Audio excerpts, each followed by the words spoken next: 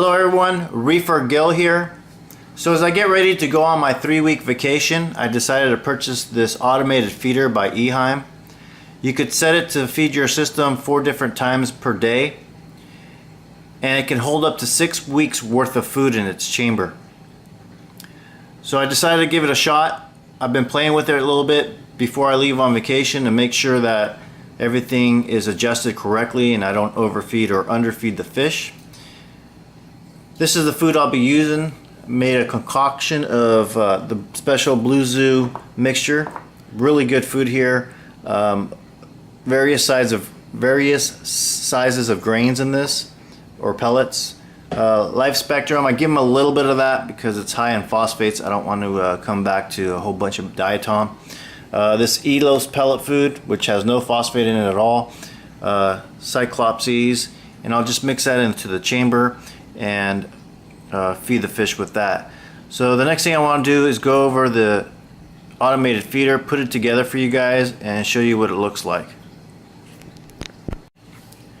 So this is what you'll receive in the box. Here's the head unit right here. This is the brains of the operation.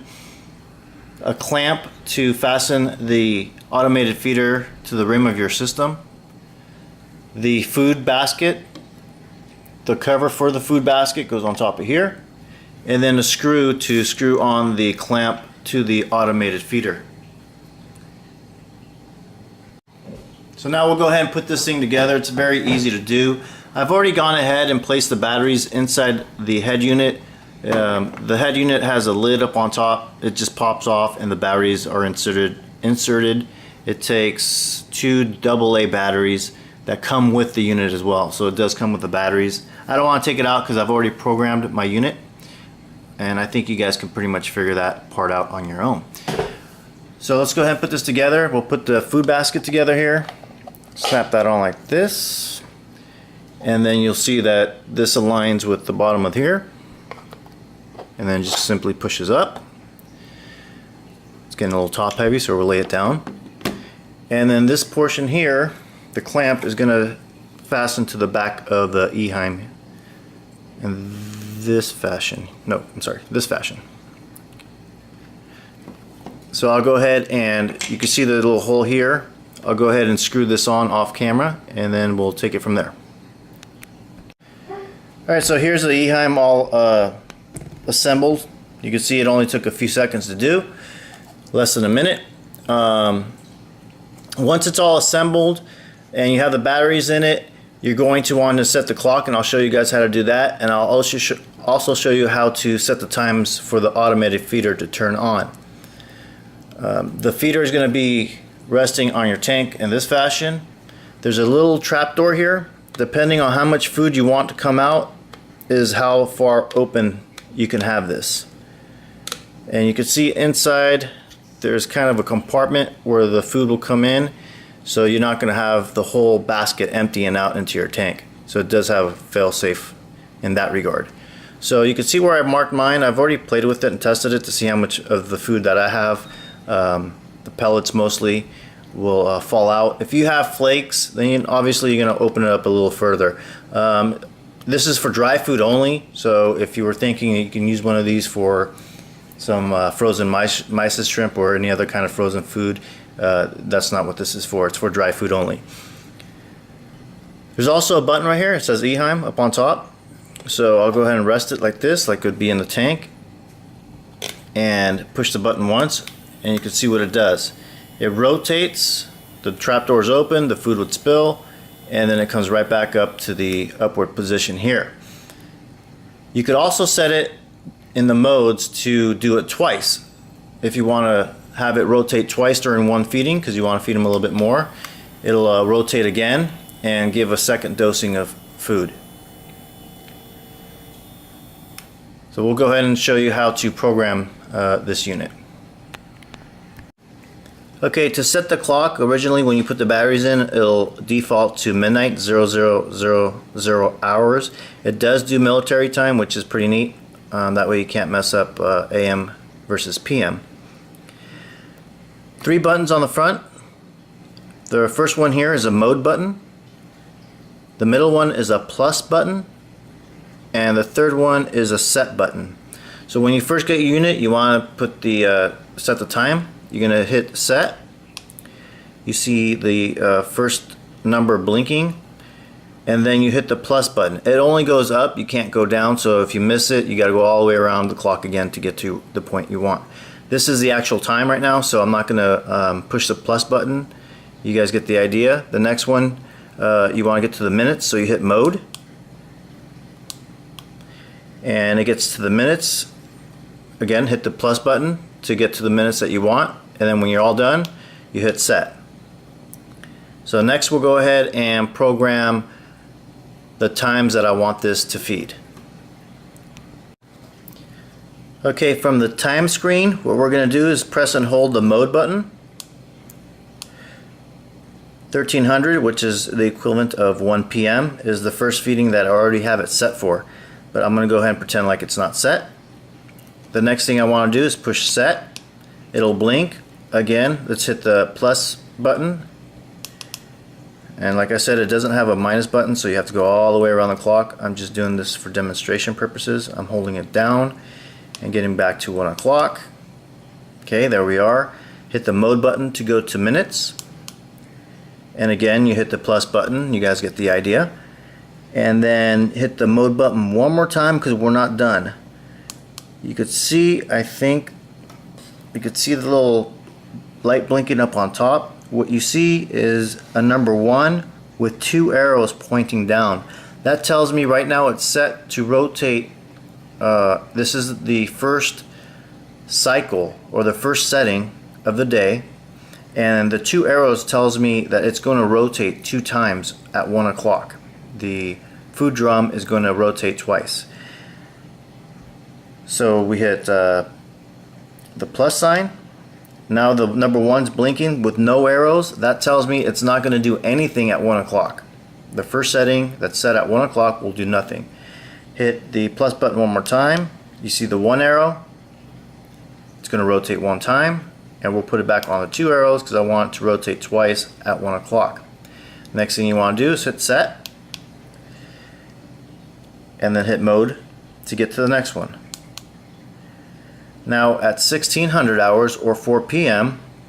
you could see it's set for the second cycle, and it only has 1 arrow, so it's only going to rotate once at 4 p.m. I'm not going to repeat the steps that I've done because it's exactly the same as the first cycle that I showed you. Hit mode one more time. Now we're at the third time of the day that it's going to rotate and feed the fish at 8 o'clock or 2000 hours. And again, I have 1 arrow down. That's going to be 1 rotation, and that's going to be it for them to be fed for this day. They're going to be fed 3 times. 1 feeding will give them 2 barrel rolls of the food, and the subsequent 2 feedings will only give them 1 barrel roll of the food. And then if you have you have the option to do a 4th time of the day to feed them. I'm not using it because I don't want to come home to a bunch of diatoms.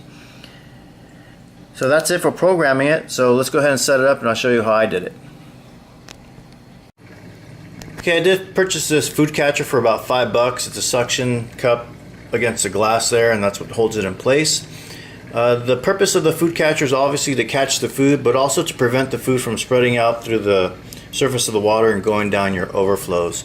So the fish will be able to come up to the surface of the water and eat whatever food is still in the food trap, and obviously the pellets are heavy enough to fall into the system and be pushed around by the pumps, and the fish will be able to chase those easily. Alright, here's the automated feeder clamped in. Just set the feeder on top of your lip of your tank and then tighten down here like a kind of like a vise, and it sits very firmly and securely on your tank. The one thing that I was worried about is having the screen here, but because I'm using the BRS quarter square netting here, the food actually falls perfectly into the food catcher down below. What I was going to do is I was going to make a custom screen so that the screen came here, had an opening here, and then went back around. I was a little worried doing that because the Anthias fish that I have are jumpers, and so is the Starry Blenny. So it actually worked out. I didn't have to make another screen.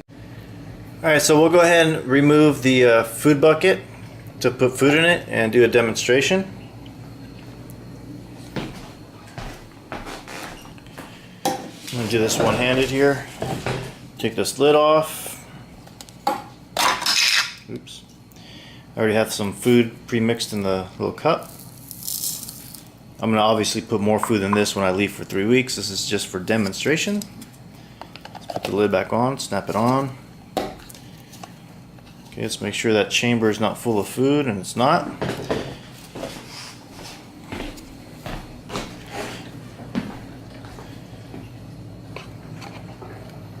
Pop it right back on. Grab another cup here so I can catch the food. And then we'll go ahead and open this up to where I have it already marked. Hit the button, let the drum rotate,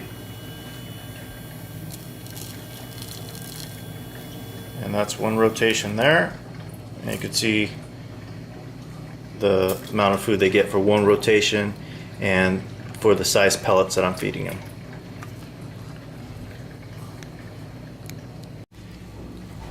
I'll be relying on this automated feeder to feed the fish while I'm gone for 3 weeks. One of the biggest failures that occurs with these automated feeders is having that little slot at the bottom where the food falls out to clog up with food. That's why it's important that if you're going to feed food that it be dry food versus wet food that could coagulate against each other.